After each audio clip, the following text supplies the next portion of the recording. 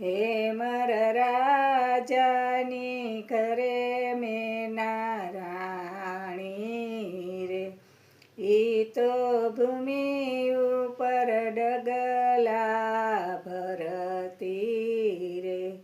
शिव शंकर नामागा धरती रे।